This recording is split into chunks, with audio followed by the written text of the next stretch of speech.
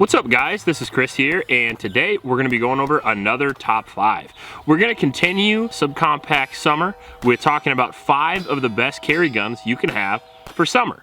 Now we all know in summer it gets hot, no matter where you are, it gets hot somewhere, even in Iowa where it's like 40 below half the winter.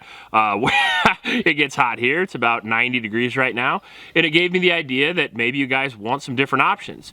We did the top 15 full-size carry pistols, we did the top 15 compact carry pistols, and before we do the subcompacts, I wanted to mention some summer carry guns. And in order to be on this list, you have to not only be shootable, be reliable, be good for the money, but you have to be very small, very comfortable, and easy to carry, especially in lighter clothing, t-shirts, maybe even some basketball shorts, jeans, that kind of thing. We're not going to be shoulder carrying underneath a winter coat on this video, so a lot of these guns are going to be very small, so if you're interested in that, stay tuned. Now before we get into the video though, I do want to mention my Patreon supporters. Thank you guys very much. We have most of the guns and ammo on the channel because of you guys. We try to give you the most honest gun content on the internet, and we thank you for helping us do that by being a Patreon supporter. If you want to do that, just go to the link in the description below. Also in that description is a link to a local shelter. Her name's Iowa. It's the YSS. Those kids could really use your help, so please donate to those kids. Now, that being said, let's get right into the list and let's talk about number 5, which is going to be a revolver. This is one of my preferred revolver. In fact, it is my personal favorite carry revolver. This is the Ruger 357 Magnum LCRX. Now, this is a 5-shot 357 Magnum snub-nosed revolver, and it has some features on it that I really like. Let's start out with the fact that it's only 17 ounces, making it very lightweight. Even for a 357 Magnum, it's still as light as a P365, which is very cool. We only have a 2-inch barrel on the thing, making it very small, and that does limit a little bit of your ballistics on the 357 Magnum. However, there's a lot of people that say if you have a 2-inch barrel, you might as well go 38 because it's going to have the same ballistics with the 357. That's not true. 357 out of a 2-inch barrel is still more powerful than a 38 special. So keep that in mind. We have a high contrast HD front sighter in here. It's fiber optic, so it gathers light in the sun, but it doesn't work at night, which is no big deal because I carry a flashlight anyway, and when you use a flashlight to illuminate the threat, you also coincidentally illuminate your sights. So I do a lot of night shooting. I feel very comfortable with this setup, and I'm fine with it. I've even shot at night with a flashlight with one hand with this gun.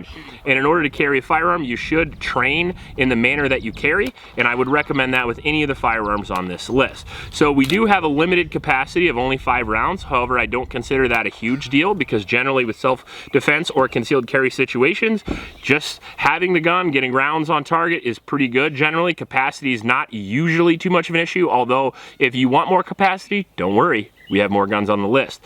Now, the benefit of the revolver and the benefit of the double action, single action design is that you can carry with one in the chamber with no problem, and then you have this very long double action pull here. I don't know why I did it that way. As you can see here, this is gonna be your double action pull, and then with the LCRX, I do like this. Now, a lot of people like the flush because they don't wanna impede anything with the hammer, but I like the ability to go into single action, have a short, light trigger pull in case I need to make a very accurate shot at distance. The single action really helps me out.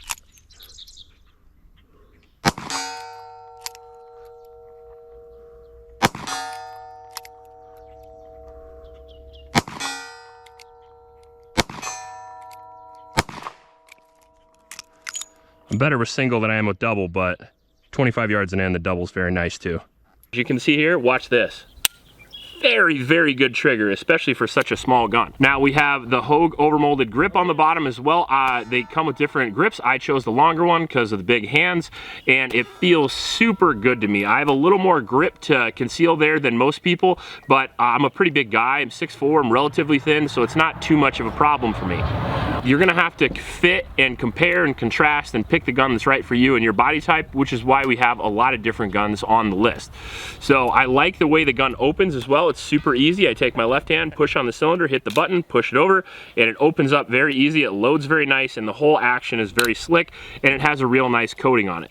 The trigger itself is very light, and it is broken in because I do shoot this a lot. And as you can see here, that's the reset. It shoots fast and accurate, and for a small gun, that's all you can really ask for. Along with having having the ability to shoot 38 special and 357. You have ammo availability that you can't get in a 9mm. You have an accurate platform that's also good in close distances. So a very good CQB gun, partly because in an entanglement, in a grappling situation, when you're getting clothing and hands and all kinds of stuff over the firearm, a revolver generally works in all those situations. Even when it comes to something like a standoff distance, when you're shoving the gun into somebody, a semi-automatic generally won't work because that puts it out of battery, but a revolver will.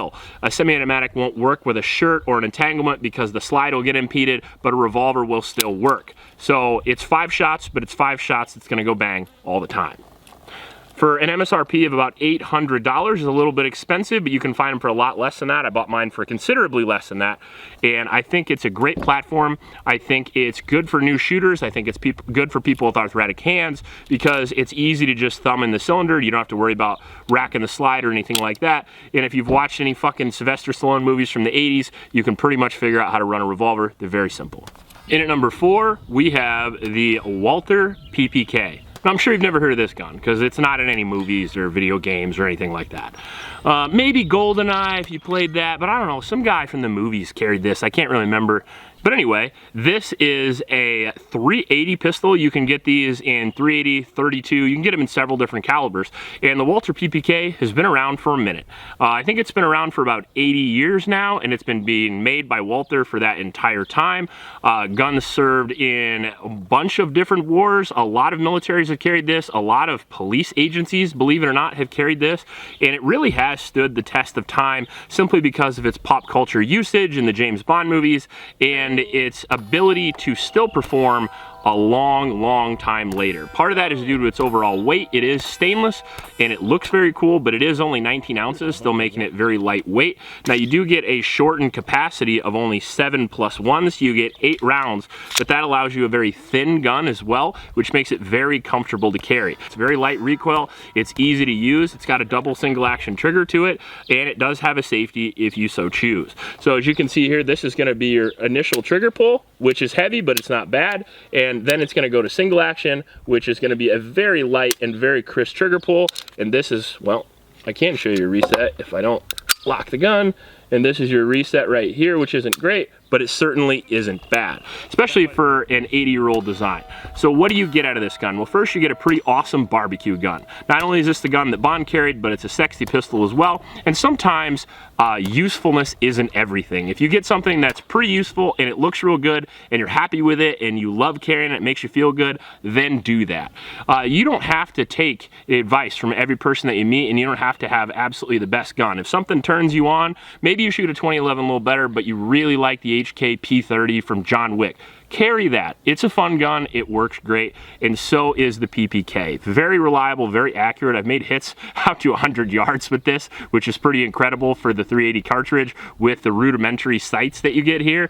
Now this one actually does have sort of a high def rear with an adjustable drift on the dovetail, and then we have a little bitty red dot on the front sight there that allows you to acquire the sight just a little bit better. But they are very low pro, and it is a relatively hard gun to shoot by modern day standards. Another thing you're going to deal with the PPK is going to be slide bite. This is one of the guns that gives me a lot of slide bite. There isn't much of a beaver tail and the slide runs really low. So if you have small hands, this gun works great, but if you had large hands, not so much. Now the things I do like about it are going to be not only the looks, but the overall durability of this gun is astounding because it's a full metal gun. And on top of that, we have a really smooth combat hammer if you choose to run them. I really like those round hammers because they're just easy for me to grab. And the single action trigger is really amazing. So you get a lightweight, easy to carry, thin platform that's going to be reliable and accurate, and it's going to look real sexy, all for a price of about $800. And on top of that, it is a conversation piece. It is a fun piece to have in your house that'll make you happy that you just own the damn thing. In at number 3, we've got the tiniest gun on the list. It's summer carry after all, and you're probably looking for something real small, so I'm going to give you the Ruger LCP Max. Now this currently is one of my favorite 380 pistols. Now I know 380's just been all over the place lately with Grand Thumb's video and then everybody else copying Grand Thumb's video. about how good the 380 is, and we really have to figure it out now because people haven't been carrying 380 for 100 years. But no big deal, and there's not like 400 380 pistols out there at least. But the 380, in my opinion, has proven itself for probably the minimum allowed carry caliber, simply because if you're looking at a carry pistol, what you're looking at is you're looking at a size to weight ratio, but you're looking at performance as well, especially of the round. And in 380, you get to the point to where it gets so small that hollow points don't always work, so you have to choose the right ammunition, and you have to get the right depth, that right penetration in order to hit those organs, whether you're shooting from the side or from the front or wherever it might be, in which case 380 really is the limit of how small you really want to go. However, with modern bullet technology, the 380 is a little bit better than it used to be, so I think it's more than capable of being able to be carried and defend the average person. And in which case, I think the LCP is super small, super light, and I think it's a really awesome way to go for the 380. If you're going to go 380, you might as well take advantage of it being a small light round that doesn't need as beefy of a gun as 9mm, in which case we have the 10-ounce semi-automatic Ruger LCP Max. Now, it's kind of funny that it's 10 ounces because this guy has 10 or 12 rounds of 380 in it, and it is the tiniest little gun you've ever seen.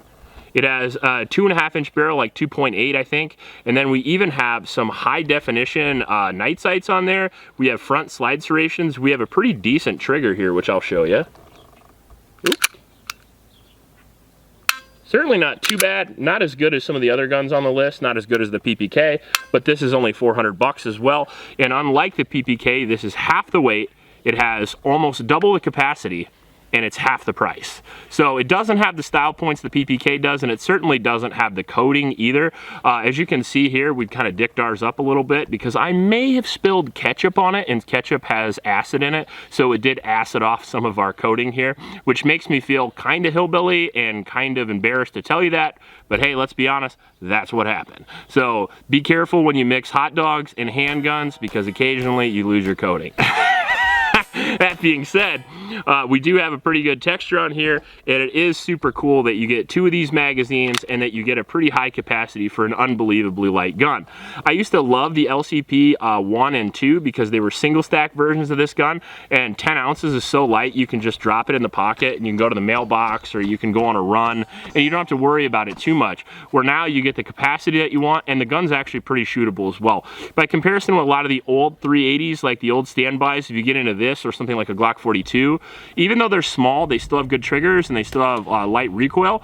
Polymer frame striker fired pistols are not only traditionally easy to use, they're also very reliable. So with this gun, there's no messing around. All you do is put the magazine in, rack the slide, and the thing is ready to go. And if you're gonna pocket carry this, I would absolutely recommend a pocket carry holster because your junk doesn't grow back. Now, overall, I think for the price and the weight and the size, I think this is an absolutely astounding gun. Could it use a ketchup-proof coating? I think it could, but it is what it is. All right, in at number 2 is gonna be my current carry gun that I carry a lot, especially in the summer. So take that for what you will. It is number 2 because I think it's not right for everybody, but for me personally, it would be my number 1.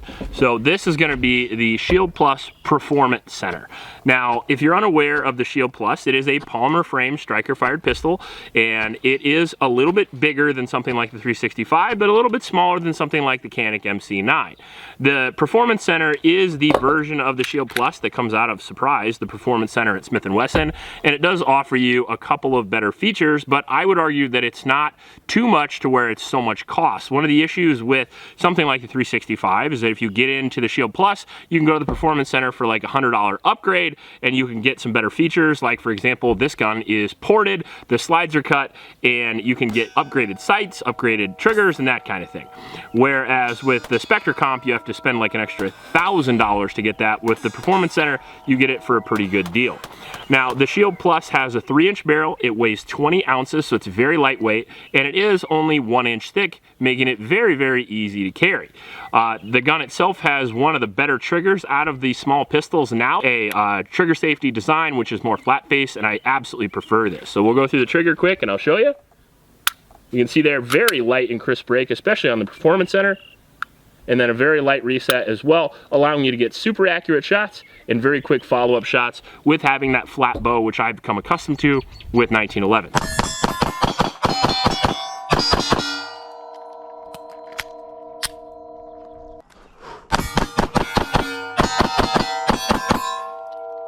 Along with the M&P, you also get the 1911 grip angle, which is very nice as well. And you get just a hair bigger gun than some of the Micro 9s, so it handles the recoil super well. You get not too aggressive grip, but a little more aggressive than most of your polymer frame pistols. And then you have the option to either do a safety or not.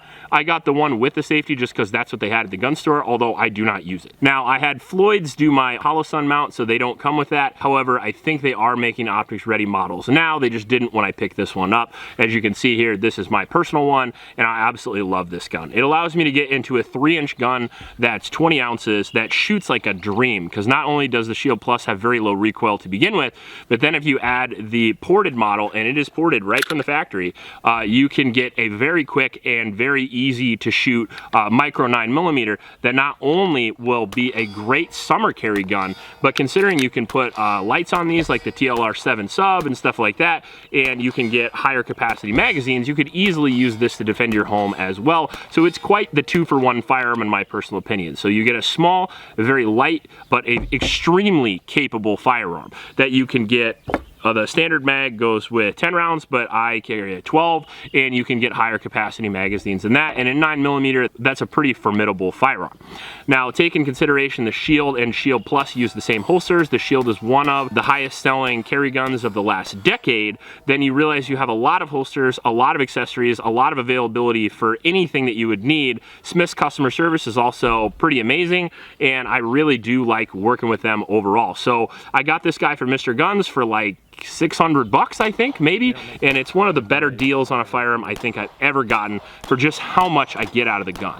And we're not going to do any honorable mentions for this video because I could mention just so many that I just wanted to get straight into number one, make it a little bit easier for you guys. And we have obviously referenced number one a couple of times in this video already, so it's probably not too much of a surprise to you, but if it is, it's the P365. The P365 is the highest selling carry gun of the last few years, and it's for a good reason. This polymer frame striker fired pistol has a 3-inch barrel, which honestly is probably the perfect size. It has HD night sights on it. The Sig X-ray sights are very good right from the factory. Front and rear slide serrations, they are optics ready or not. You can get the XL, which is the 4-inch, or you can get the standard 3-inch. I would recommend the 3-inch for a summer carry gun. We have a small grip that has 10, 12, or 15 round magazine capacity. A pretty good striker fired trigger, which is going to work pretty much all the time. We have a fire control unit in the gun, so you can swap it out if you so choose. There's so many options, and there is so many different models of the P365 that I would just consider it to kind of be the dominant carry gun of the market today. The same way the Glock 19 was a decade ago, the P365 is now. And I think that's because of its size to weight versus its shootability versus its capacity ratio. There still has not been a gun that is an inch wide, that's 17 ounces in weight, very, very lightweight, that has a 10+1 capacity that is as shootable as this gun. You can shoot it very fast up close, and you can shoot it at great distances if you are a skilled marksman. Now, it's such a small gun that it's a little harder to shoot than maybe the Shield Plus, and you are going to get more perceived recoil because it is lighter. That being said, a skilled shooter can overcome those issues, and you can carry a very small gun and still be very, very effective. The 9mm out of a 3-inch barrel is still very effective as far as penetration, although you are going to probably have some issues with some ammo types as far as hollow point expansion. They do make 9mm rounds specifically for 3 and 4-inch barrels, and if you're going to carry any of these guns, I would vet the ammunition that you use in the gun as far as reliability, and then I would also recommend choosing an ammo that's well known to be used for smaller guns. That way you get the hollow point expansion that you want. What's the point of carrying a hollow point if it's not going to hollow point and you're just going to be shooting FMJ anyway, and in which case you just have a less reliable FMJ. So I would recommend checking your ammo in your firearm. I would recommend printing it, especially with a dot, because a dot can be zeroed directly for whatever ammo you're using, which makes it a little bit more accurate than iron sights. All of these guns, or most of these guns, can accept an optic, except for going to be the PPK and the revolver, and I think that's pretty cool because they make small little red dots like this Holosun 507 or the EPS carry or the Shield RMS that all fit on these tiny little guns these days. So carrying a small gun today is not quite the detriment that it used to be, because you still get a good capacity, you still get a good caliber, and you still get force multipliers like a dot and like a light, in which case the P365 also has dedicated lights that you can buy that go on it on this weird universal rail here. Most people think it doesn't have a rail. It kind of does. It's called like the Sig rail, and it does accept some lights. So if you wanted to take this home and use this as a home defense gun, you also still can. It is a gun, after all, that fires bullets, and as long as you aim it in the right spot, you're gonna be good to go. For a price of around $500, I think the P365 for most people is just super hard to beat. I think it comes with all those accessories, the fire control unit, the reliability, the accuracy, and on top of that, it's very small. Man, for a summer carry gun, that's usually the way most people are gonna go, and I think it's a good choice. If you like this video, please like and subscribe. Please support your local homeless shelters, and remember to recycle. I'll check you later.